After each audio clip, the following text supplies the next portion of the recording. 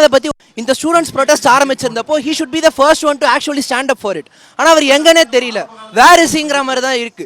அவர் இது வரைக்கும் அதை பத்தி ஒரு வார்த்தை கூட பேசல. அங்க கேரளாவுடைய சிஎம் அங்க டெல்லி போயிட்டு ப்ரொடெஸ்ட்டுக்கு சப்போர்ட் பண்ணிட்டு வராரு. But where is our CM? வருத்தமா இருக்குன்னு தான் சொல்ல முடியும், வேற எதுவும் சொல்ல முடியாது. ஏன்னா நாங்க தான் ஓட்டு போட்டு அவரை தேர்ந்தெடுத்தோம். அவர் நண்பாஸ் நண்பீஸ்னு பேச்சு சொல்றாரு தவிர எங்களுக்காக நின்று ஒன்றும் பண்ண மாதிரி இது வரைக்கும் எங்களுக்கு ஃபீல் ஆகல. இந்த ஸ்டூடெண்ட்ஸ் ப்ரொடெஸ்ட் ஆரம்பிச்சிருந்தப்போ he should be the first one to actually stand up for it.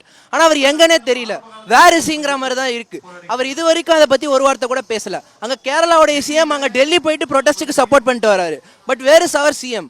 வருத்தமா இருக்குன்னு தான் சொல்ல முடியும், வேற எதுவும் சொல்ல முடியாது.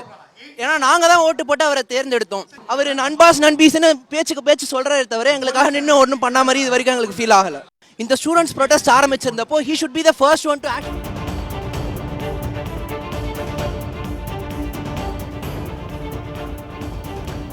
விஜய்க்கு ஓட்டு போட்டோம், ஆனா அவர் எங்களுக்கு நிக்கல என்று தற்போது இளைஞர் ஒருவர் தெரிவித்திருக்கிறார்.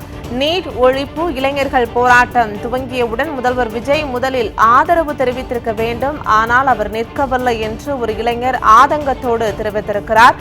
விஜயை காணவில்லை என்றும் போராட்டம் குறித்து ஒரு வார்த்தை கூட அவர் பேசவில்லை எனவும் ஆதங்கத்தோடு போராடும் மாணவர் ஒருவர் தற்போது தெரிவித்திருக்கிறார்.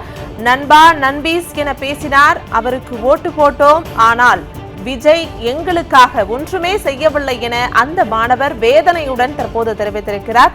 இளைஞர் பேசிய வீடியோவானது தற்போது சமூக வலைதளங்களில் வைரலாகி வருகிறது. விஜயை காணவில்லை என்றும் போராட்டம் குறித்து ஒரு வார்த்தை கூட பேசவில்லை எனவும் ஆதங்கத்தோடு அந்த மாணவர் குறிப்பிட்டிருக்கிறார். நண்பா நண்பீஸ் என்று கூறிவிட்டு ஓட்டு வாங்கிவிட்டு தற்போது விஜய் எங்களுக்காக ஒன்றுமே செய்யவில்லை என்றும் அவர் தெரிவித்திருக்கிறார்.